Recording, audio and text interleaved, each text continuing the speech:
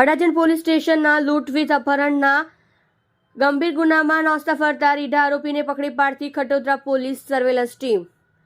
Police inspector Shri I.M. Huddad, Khatodara police station Surat શહેર તથા police inspector Shri R.R. Makwana, Khatodara police station Surat શહેરનાઓના માર્ગદર્શન હેઠળ હાલમાં નાસ્તા ફરતા આરોપીઓને શોધી કાઢવાની ડ્રાઇવ ચાલુ હોય છે.